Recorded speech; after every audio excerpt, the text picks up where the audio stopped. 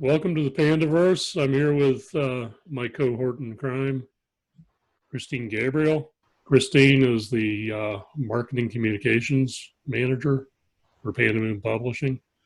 For those of you who don't realize it, I'm the director of marketing for Pandamoon Publishing. So Christine and I work together very closely. Christine's also an author. She writes the Crimson Chronicles series, Crimson Forest, which won some awards, and it's a really good book. I highly recommend. Some of you may not know that I'm also an author. You know, if you've watched the series, you probably heard me talk a little bit about books. But I wrote Fried Windows, and I've written the Thuperman series, and I've got another series of books called the Wolfcat Chronicles, which will be coming out sometime in the future, hopefully starting next year. So we're here basically to talk about our books, talk about marketing. Okay, Christine, your next book is called Crimson Tears. You have a book called Crimson Forest. You've got a book called Crimson Moon. And you've got the third book in the series is called Crimson Tears. Yeah. So what's going on with Crimson Tears? Is it a book yet? It's pretty much a book. If I can stop editing it, send it in. That's the hardest part of writing is the editing and the revising and the editing and the revising. Yes, I'm very excited about it. There's some big surprises in book number 3. Sadly, we're going to lose a favorite character. I'm not going to say who it is, but it's going to be, it's going to be sad. I think my fans might be a little angry. Christine and I went, it's been a couple of years ago, I think it's been a couple of years.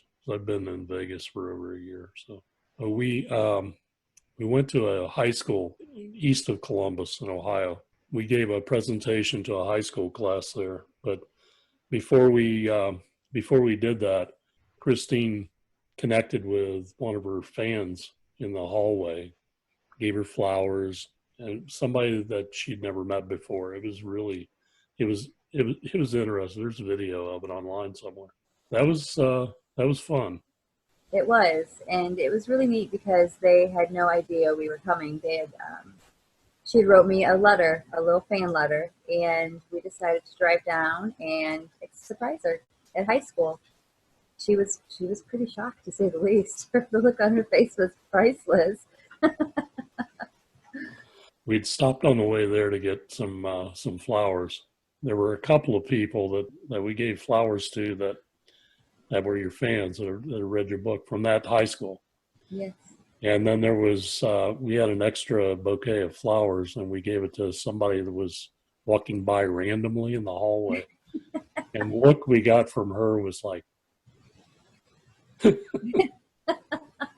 I think we made her whole day. I hope so. Yeah, I think she was a little surprised. She probably went home and told her parents, and she was like, these strange people gave me flowers. Strange people gave me flowers today. I don't know who they were. It was kind of creepy. Oh, but she smiled. It's what us writers do. Yeah. Nice people. The class that we gave the presentation to, you knew the teacher. I did. And story. Yes, I went to high school with her. She's a wonderful person. That was a fun time. The kids were great. They were. They asked all kinds of questions, and hard questions too. It wasn't simple, easy answer questions. We gave away some books, and we explained what we do. We do a lot of things. Most of what we do would be publicist type work for the authors. We help them do stuff on social media, put out word about books, promotions. We try to connect them with interviewers and schedule things for them for publicity tours and what have you. Sometimes all we do in the course of a day is answer questions, and hopefully we know the answers. If not, we know who to ask. So yes, exactly. But that's that's our life with Pandamoon. Pandamoon's kind of a different animal.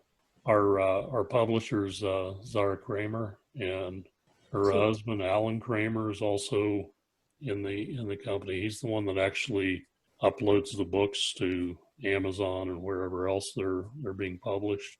He's the one that goes through all the books and makes sure the authors get paid their royalties and things like that. So yeah. those are two key people with the company. We also have editors. There's a director of editing. There's a acquisitions editor. We all interface with these people, and they're, for the most part, not so much the editors, but for the most part, the people who work at Pandamoon came from being authors, Yep. and they assumed other positions because of their background. Like Christine's other job is retail management. I also come from retail management, but I've also worked in advertising and sales and some other things. So our background kind of gave us a unique skill set that Zara identified and decided to utilize us for doing certain things in the company.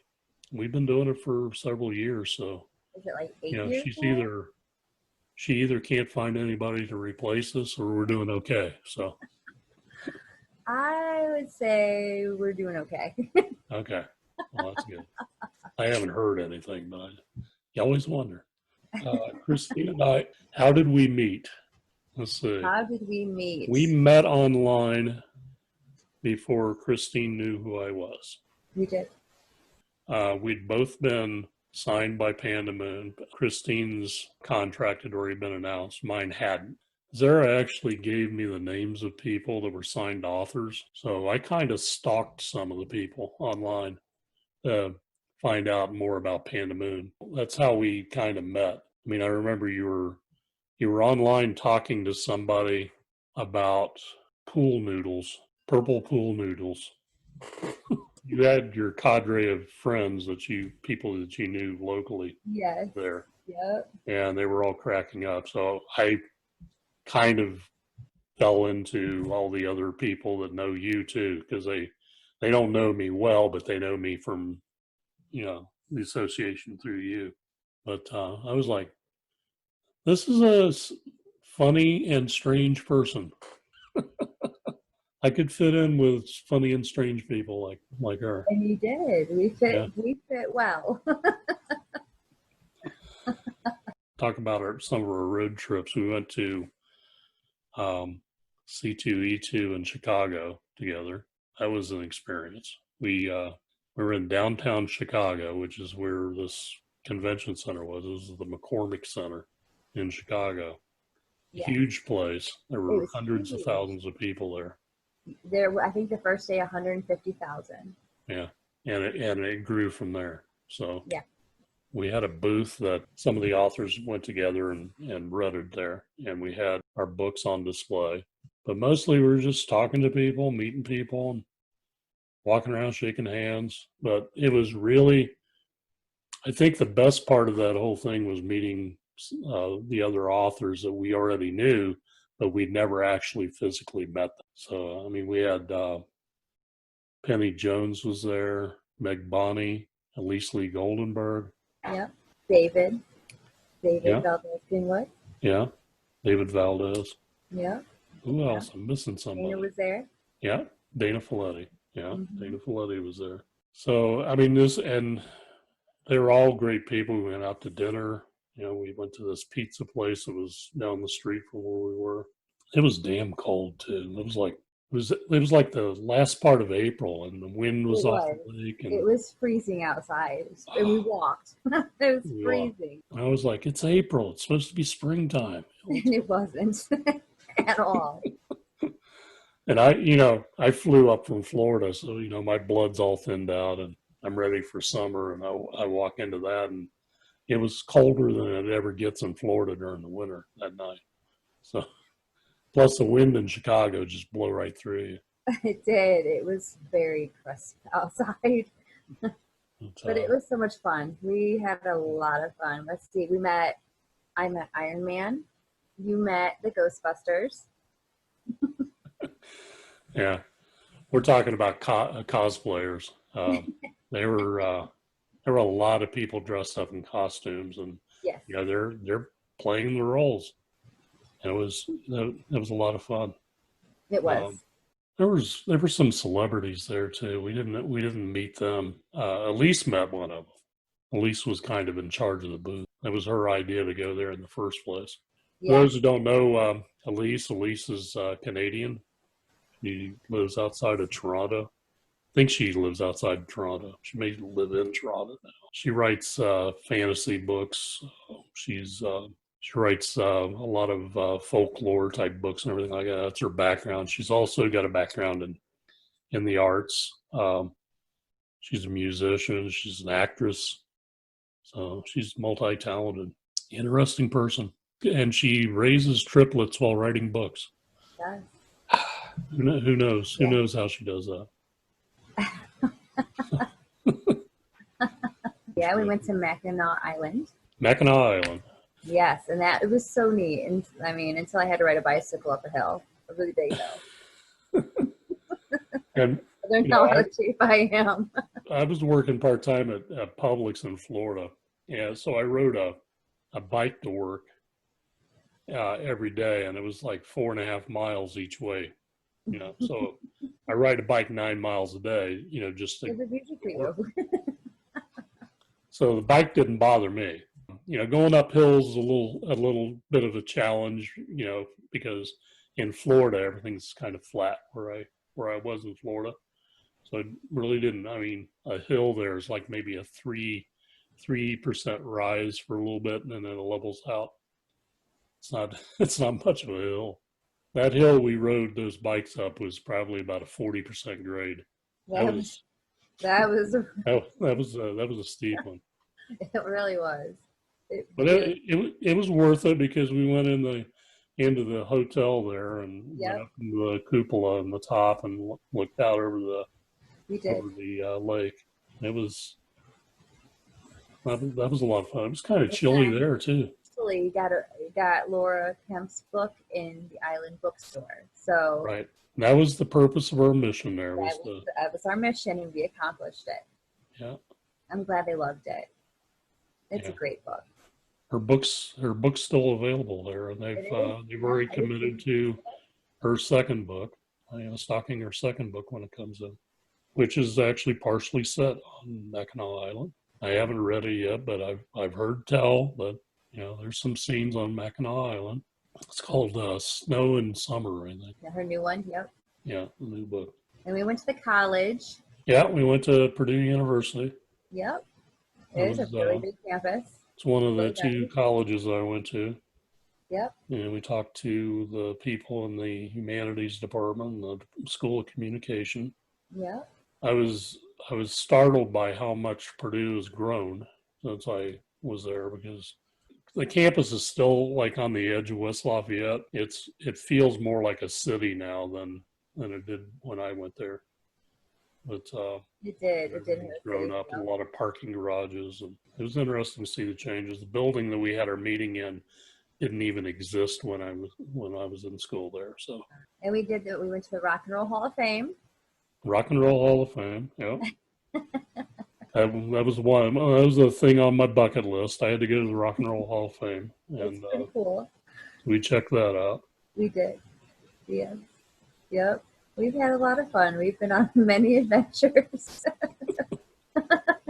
C&E, ENC, best marketing team ever. People ask where we get our ideas for books a lot. I get asked that about Thuperman a lot. Not so much Fried Windows, because Fried Windows is a really bizarre book, and anybody who knows me would say, yeah, I could see him writing that. The Thuperman series is set in Normal, Illinois. How I came up with that as a setting for the book is that my daughters were in Champaign-Urbana, Illinois, because my oldest daughter was in college getting her master's degree at the University of Illinois. And I went to visit them, and I took a shuttle bus from O'Hare in Chicago to Champaign, Illinois. And they stopped over on the campus of Illinois State University, which is in Normal. And on the way there, I was text messaging with one of my friends I went to grade school with. Her name's Dee. Dee asked me if I was there yet, and I said no, I have no idea where I am. And then I saw the name of the town on a sign. I said, oh, I'm in Normal. And she said, my dear, you're nowhere near Normal. And I said, this would be a fun place to set a book. And then I'd been kicking around an idea for writing a superhero book. You know, it was in the back of my mind. And I was like, what a great name for a town that superheroes are from. It is. It's perfect. That kicked around in the back of my head. Now, this happened in 2010, I think it was, 2011. A couple of years later, I actually sat down and wrote the book. It was after Fried Windows had been picked up by Pandamoon. And I was waiting on the first round of edits on it. And I had nothing else to do. So I sat down one day and started writing a book. And it just started pretty much writing itself, as books do sometimes, if you're lucky. It started off, the first part of the book that I wrote wasn't even incorporated into the final version of the book. So I wrote it mostly for myself, to introduce myself to the characters. That's something that authors can learn from, because not everything that you write is intended for the general public. That's correct. That is correct. For various reasons. Sometimes it's too self-revealing. Sometimes it reveals more about people you know than you're comfortable with. And sometimes it's just background and filler material so that you understand what's going on in the story. And that was the case with Thuperman.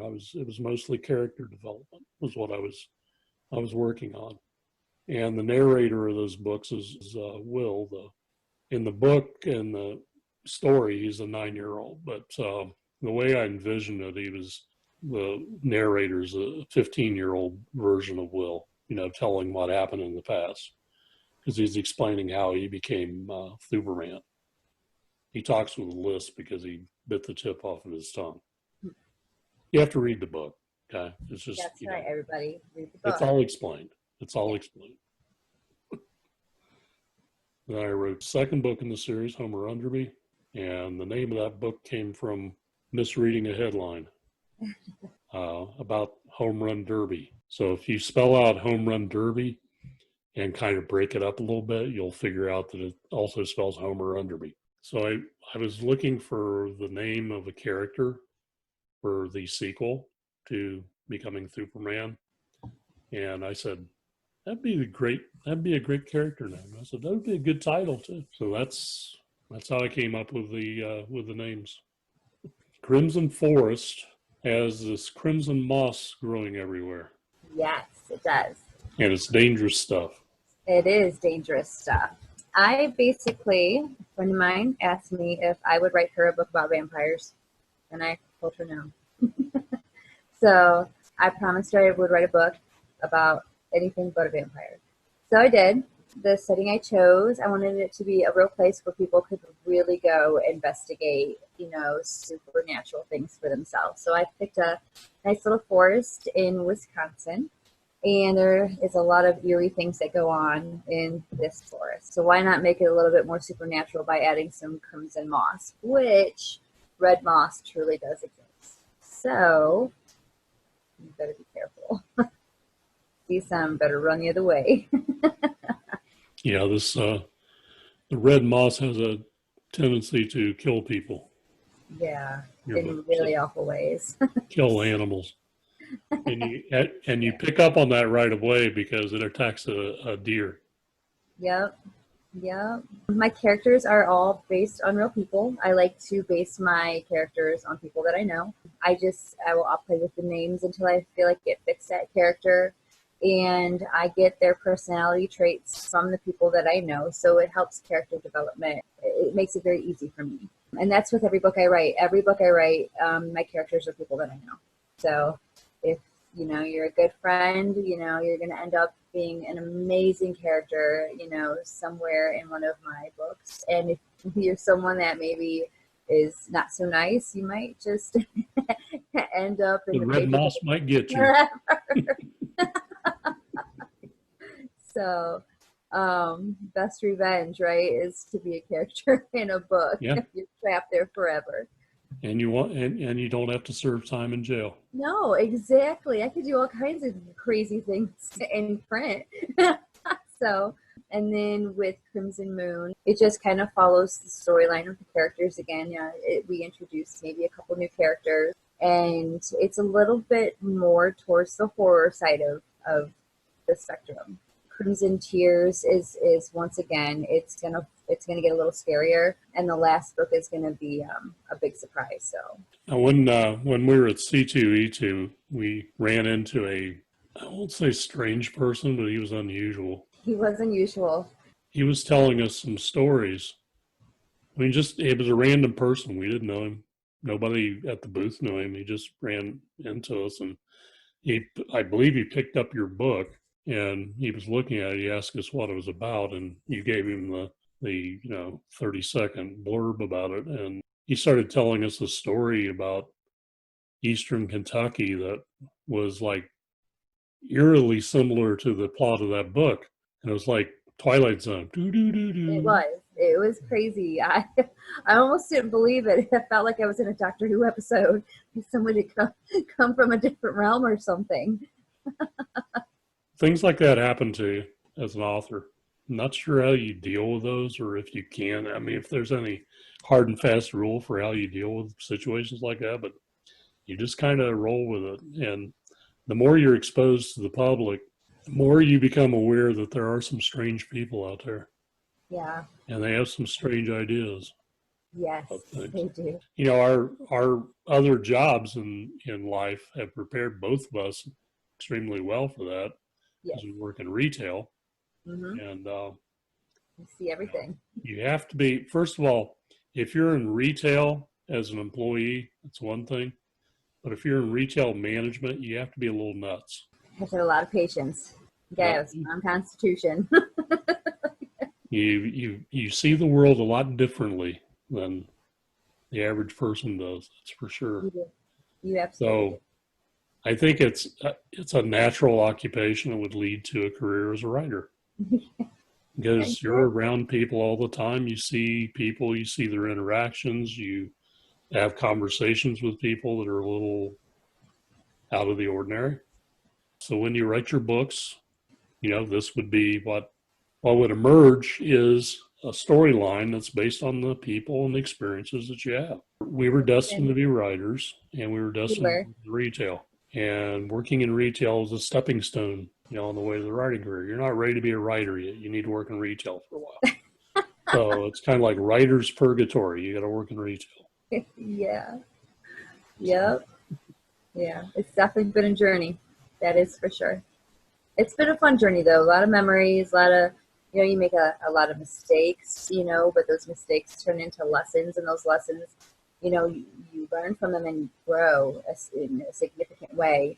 It makes you a better person. It makes you a better writer, and be able to put something like that on, paper is it's such an accomplishment. It really is. Sometimes writing helps you figure out things too. It does. I agree. Mm-hmm. Yeah, it organizes your thoughts. If you write about things that happened in your past, maybe you're not comfortable publishing those things, and that's fine. You can make that decision. But a lot of times going over things that happened in your past will help you understand them a lot better. Yes. Why this happened to me. That person that I always thought was a great aunt was really not so great. I'm not referring to anybody in particular. He didn't mean it personally. But speaking of my relatives, one of our trips, we went to my old hometown, which is South Charleston, Ohio. Yep. You may wonder where that is, and it's nowhere close to North Charleston or Charleston, because there's no Charleston or North Charleston anywhere in Ohio that I know of. And I'm not really sure how they came up with the name South Charleston.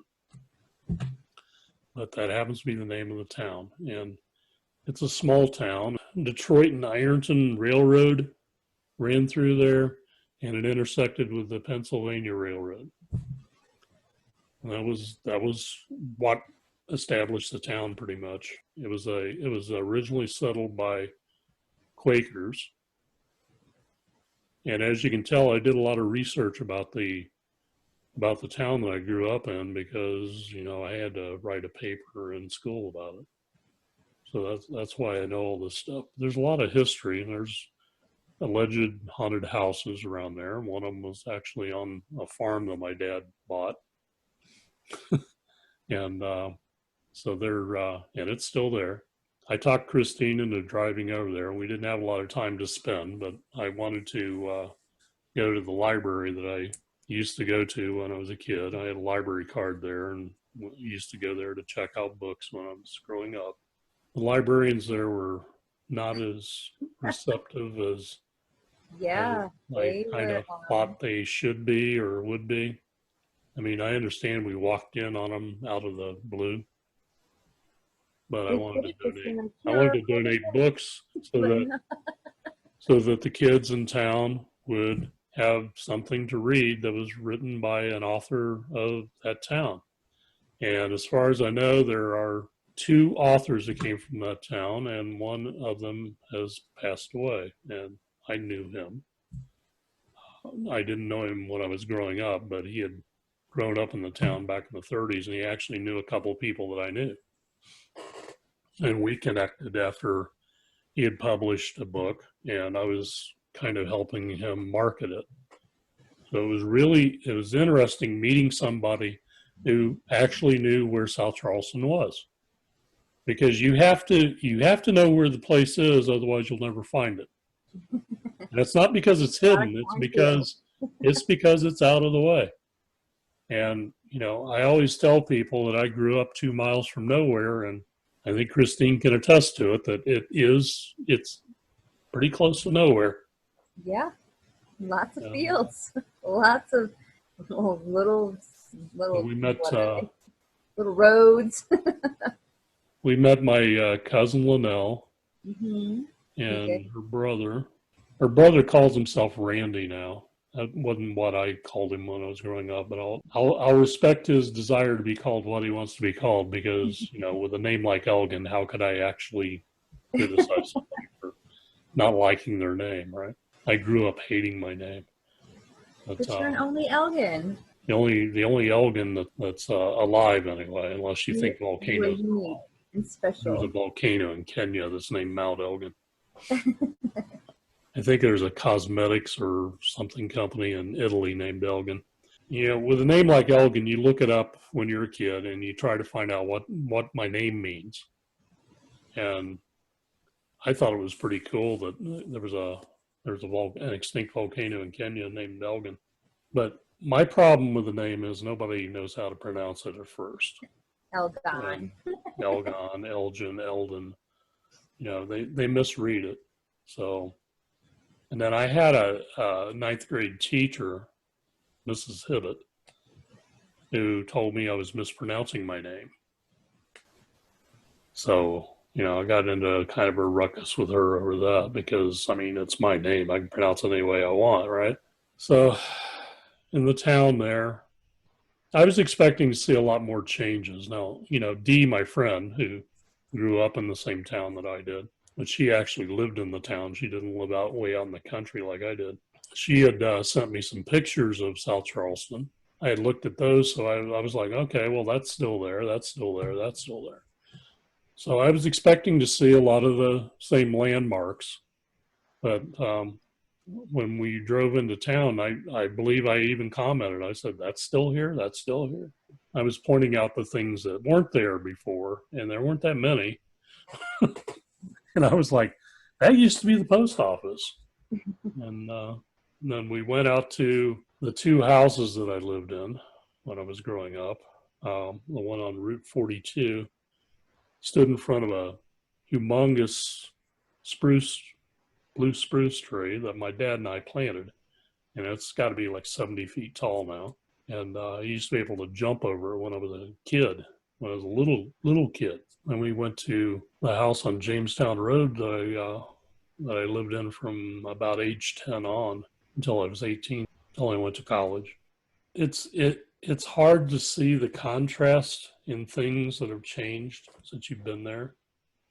Because I hadn't been back to South Charleston for probably 35 years. There was quite a dynamic, quite a contrast between what had changed and what had changed and what hasn't changed. Some of the things that hadn't changed, you expected them to change, and you're like looking at them, you say, wow, like, for example, the house on Jamestown Road still had the basketball goal that my dad and I put up.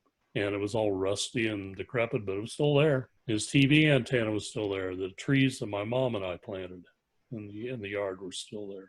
The haunted house that was probably within an eighth of a mile of that house, somebody had actually remodeled it a little bit and put a back addition on it. I don't know how they're dealing with the ghosts there, but that house was haunted. Personal experience, you can ask me in the rock band that I was in at the time. Scared the crap out of us. But we shared a pizza parlor. It was in the old Sentinel building, which was the town newspaper. When I was a kid, it actually was still a working newspaper. And then it kind of devolved into a print shop before I left, and now it's a pizza parlor. So I guess the story has a happy ending. We had our experience at the library, and then we drove back to Cleveland. Go from there. My dog ate your glasses. And your dog ate my glasses. Yes, she did. That was crazy. That was so sad.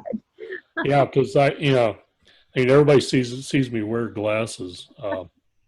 I don't wear glasses all the time, but anytime that I read or work with a computer or do any close-up work, I've got to have glasses because, heck, I'm 64 years old. It's going to happen at some point. So I actually have two pairs of glasses. I have one for working on the computer, and I have these, which I use for reading, which I don't know why I got these on, but these are a little stronger. But back then, I just had some reading glasses that I carried around with me all the time. And so I took those with me on my trip because I had my computer with me doing work for Pandamoon while I'm there. Christine and I would sit on opposite ends of her table there in the kitchen, and we'd both be working on the computer doing things. And I left my glasses in the wrong place. They're on the table. I don't know how she got them. And Dallas got them, and I couldn't find my glasses the next day, and Christine found them downstairs, chewed up. Yep. I felt awful. I was like, no. Yeah, well, it happens. So we went and bought some new ones. We went out and got a pair of glasses, which were actually better than the ones I had to begin with. So, this lasted me a while. But that's what it's like being in marketing and book marketing, and we have a lot of fun. We have a lot of experiences. We meet a lot of people. We know a lot of authors. We know a lot of authors that aren't with Pandamoon. Yeah. That in fact, probably should be because they would fit right in. Yeah, we're going to interview an indie author, I believe, like August, at the very end of August. Authors are interesting people once you get to know them. We're all different, but we're all the same. There's a commonality between us. We all understand the difficulties involved in writing a book, marketing a book, getting attention for your book, and having to be a shameless salesperson for your own books. We all understand the struggle. We all kind of share that. We all know that our fans are important to us, and we wish that everybody that read our books would post a review so that other people could find out about our books, because having a book up on Amazon doesn't make you famous. No. And a lot of people think that just because you wrote a book, you're going to be wealthy and have a lakefront house and somewhere. And how many times has your boss told you that you're going to be famous and you're going to quit? And the first 2 years, that's all I heard was that I was going to be famous and quit my job, and I was like, no. But now he realizes the struggle is real about it. It's an exceptional thing if you write a book that becomes wildly successful and they make a movie out of it. And Mm-hmm. we know It's some a lot people of hard work. we know some people are in the process of having books made from their made into movies. And Yeah, Matt Coleman. yeah, Matt Coleman and Todd Tavolazzi and Yeah, Meg Bonney. Meg Bonnie. Yeah, Yeah. So I mean, it does happen, but it's a lot of hard work. A lot of it you does gotta. happen. It does happen to people, but it's not something that's going to happen when somebody waves a magic wand and say, "Hey, I Right, want to make a doesn't movie happen out of your book." overnight. That's not the way it happens. It took us a couple years, but we I did mean, it. if you want that to happen, you have to make it happen. You do. Yep. Who knows? Maybe one day Becoming Superman or Crimson Forest will be on HBO or Netflix. It could be. You never know. Or there'll be movies at the box office in adjacent theaters. Yeah, wouldn't that be something? That would be fun. I'd sneak out. I probably won't live to see that. Yeah. So, what's next on my agenda? I've got Thuperheroes is the third book of the Thuperman trilogy. That's written. It's in edits right now. Hopefully, I'll be getting those back in the next month or so, and that could be out. I'm thinking it's probably going to come out around February next year. In time for baseball season because it's a baseball book. Hopefully, we'll be playing a normal baseball season by next year. And not have watching cardboard cutouts in the stands. Or the digitally edited in people like Fox is doing. Yeah. Yep. Yep. I miss it. I miss the good old days. Makes it look more like a video game. It does. It does. I've got a sequel to Fried Windows that's coming up, and that's also in edits. And the title of that one is Ninjabread Castles. The first book of the Wolfcat Chronicles is also in the process of being edited. And that the first book in that series is called Dammerwald. So those are the projects that are on the burner for me. Do I have a work in progress? I always have a work in progress. I've got a couple of other books submitted to Pandamoon that aren't in the editing process yet. So we won't really discuss those, but they're semi-autobiographical things, but they're really backstories about Brent Woods, who's the main character in Fried Windows. He's kind of my alter ego anyway, so it seemed natural to write autobiographical stuff into his backstory. So, I mean, it's fictionalized, but there's a lot of stuff in there that actually happened to me. Those are things to look forward to. So, at some point, all these books are going to be out and, they're going to be available and people will be able to read them and connect all the dots together. Yeah. And then they will know exactly how strange and bizarre things are inside my head. Yep.